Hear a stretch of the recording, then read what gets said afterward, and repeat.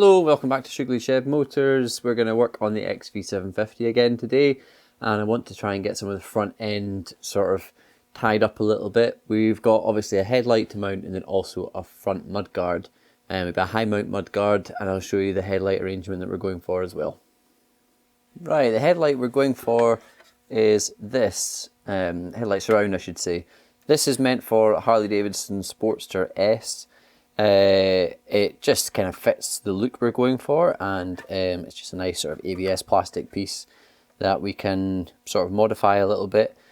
The Sportster S headlight is one sort of oval, or I don't know what you call that shape, but sort of long LED headlight. But we're going to go a little bit different, and we have these two 4-inch LED headlights, projector headlights. All I've done so far is just bolted them together to give them a sort of side-by-side arrangement. But these will obviously need a plate to hold them all together, and then to get them to fit inside the headlights around, a bit like that. So it's not a lot of work to get that bit done, but I do need to start to think about how this is going to mount onto the actual bike. Obviously I've got some pickup points here that I can mount from, and in my usual fabrication style, I'm going to get some cardboard out and make a template.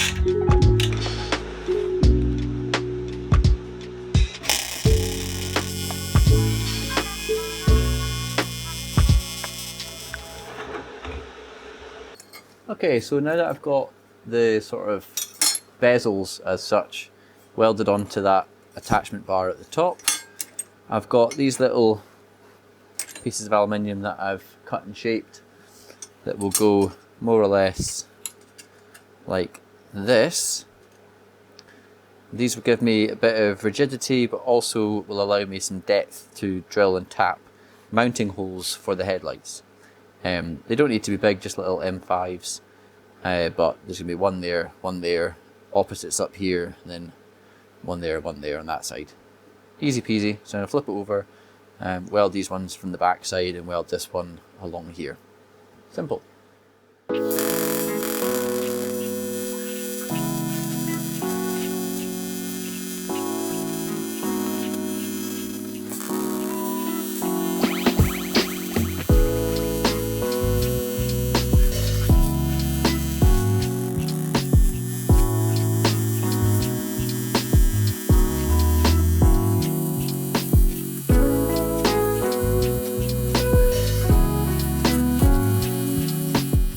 Right, so got these mounting blocks in the middle and the sides welded on, and the headlights go in like this. So I need to basically make sure that the headlights are centered in the whole housing, mark the 3 mounting holes in either headlight, drill and tap them. So a little bit of jiggery pokery, but mostly it's just making sure that the headlights are indeed square, and when you flip it round, obviously making sure that they are even in that housing, because that would be aesthetically not very good if these weren't obviously evenly spaced.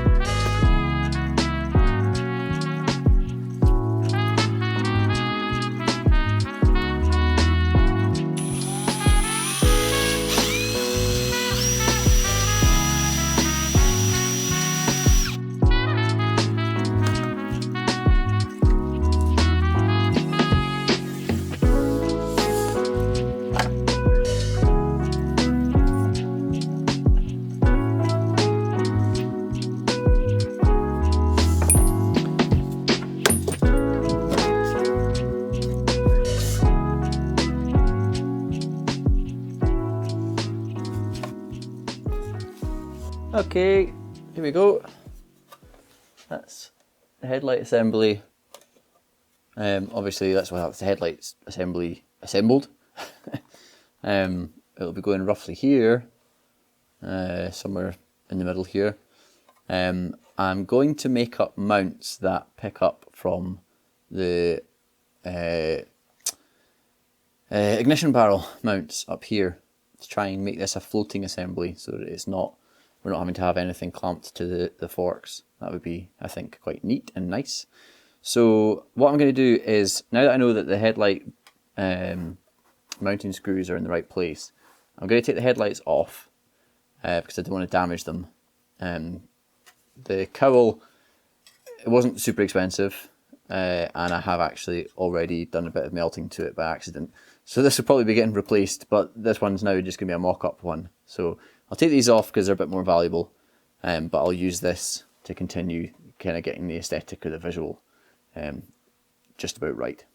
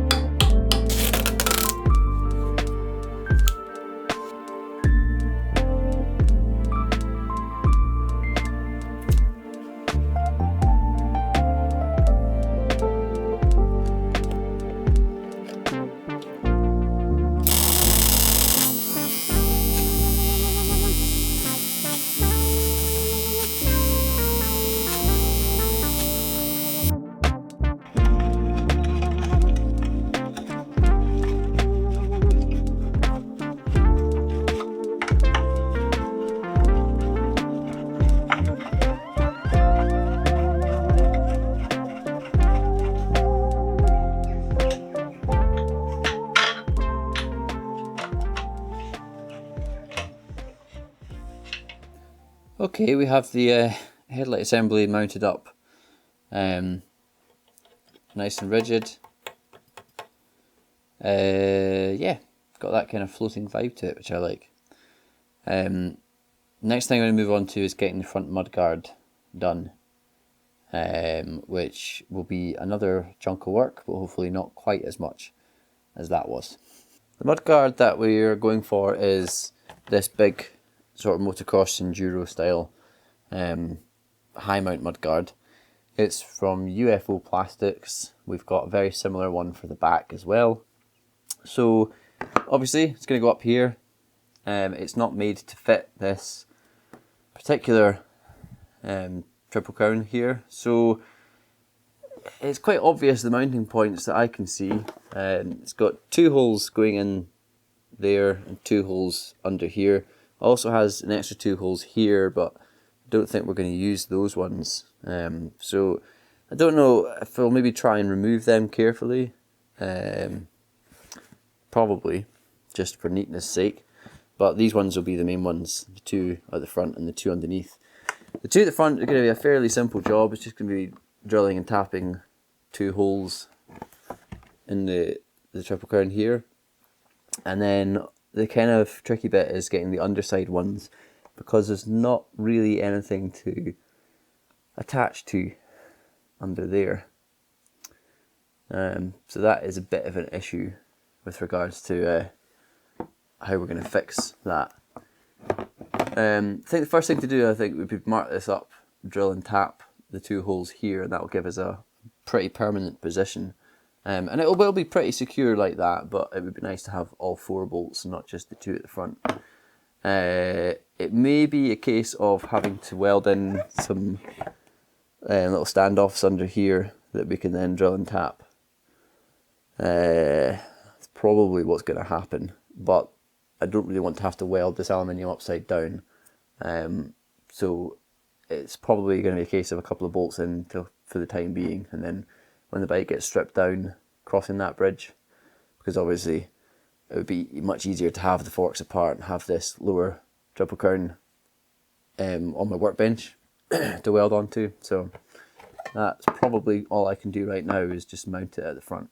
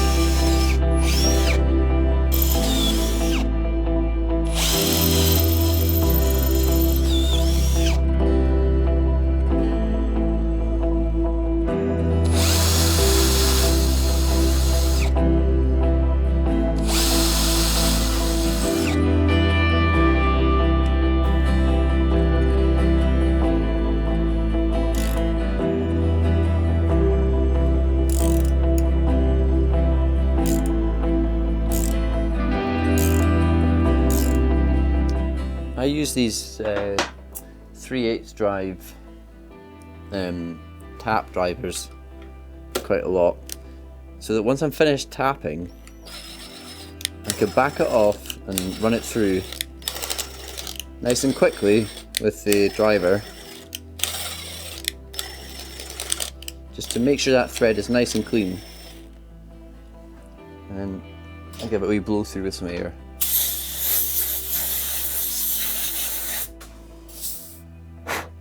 It's very important when tapping aluminium to just take your time, because it's really easy to go off center because it's so soft. and it's really easy to just not make very neat threads. If you drag swarf through the thread while you're cutting it, it tends to dull the thread, and you need all the help you can get with aluminium, because obviously it would be quite easy to strip those threads if they weren't very good when you tighten a bolt down into them.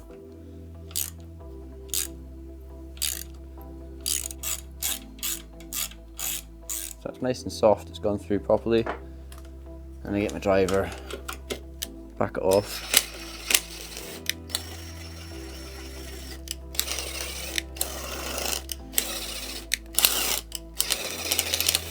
Just a couple of times. Blow it out.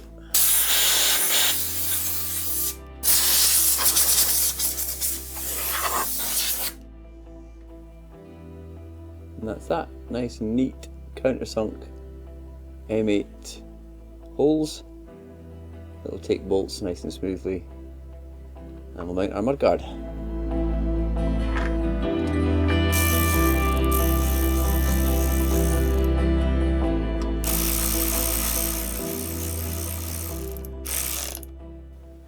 Okay, the next thing I need to do is basically figure out the steering stops. So Tom cut the steering stops off the headstock of the XV750 frame, and we have steering stops obviously on the Honda Africa Twin Triple Crown. So what I need to do is make new ones that will go on to the frame, and will limit the steering obviously. And Tom also did some relief work on the tank up here by dimpling it in. Obviously that will all get body worked when it gets painted, so that won't be quite as obvious, but that does actually provide a bit more space for the turning circle that we're going for. Obviously I can't turn the wheel just now because it's all stuck in the chalk, so what I'm going to do is jack up the front end and suspend it from my kind of load point in my shed. And then I can move the front wheel back and forward and figure out where my steering stop needs to go on the headstock. That will obviously determine how manoeuvrable this bike is, and if it's an off-roader you want to have as big a turning circle, or tight a turning circle I should say, as possible.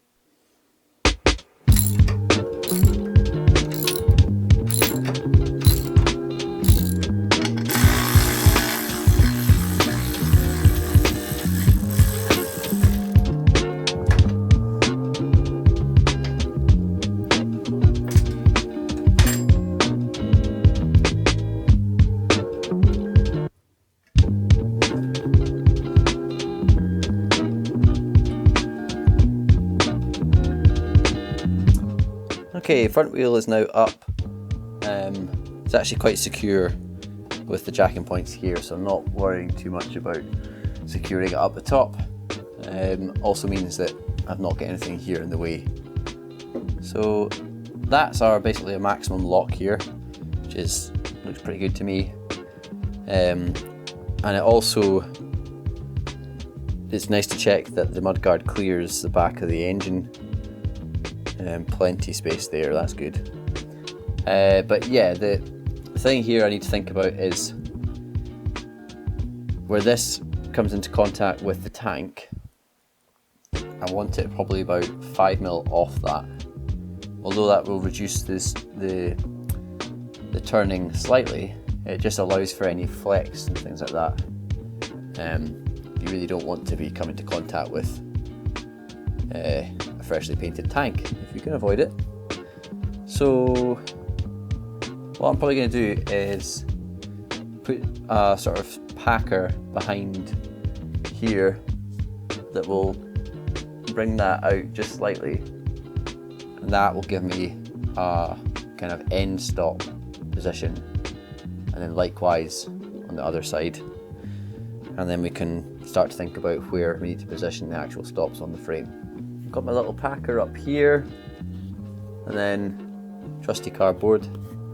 Just cut a little crescent in it in order to basically sit on the headstock of the frame. And then I kind of want to mark roughly where that's going to come into contact, which is there-ish.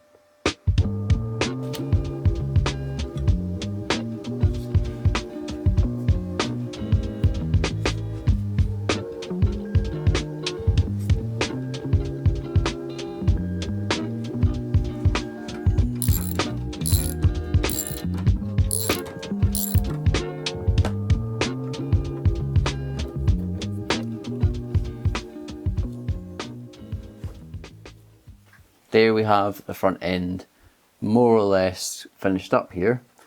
Obviously headlight, headlights around, all that assembled, front mudguard, and I've made those steering stops as well so the bike doesn't bash the tank or turn in on itself. But yeah, that is a huge amount of progress for this build, getting that front end all fabricated. Front indicators are the only thing I can think of that still kind of needs to be addressed, but it's not a big issue and we'll cross that bridge when we come to it. For the time being, I'm very pleased with the result, and I need to basically start to move down the bike. Got a few other bits and pieces to do. I want to make a little panel that kind of shrouds the coils here. We've got side panels, obviously the rear mudguard and the whole rear subframe is another job. But yeah, we're getting there. Enjoying this build and hope you are too. As usual, please do give me a like, leave me a comment, and make sure you subscribe to the Shoogly Shed channel. I appreciate all the support, and I'll hopefully see you next time. Take care. Goodbye.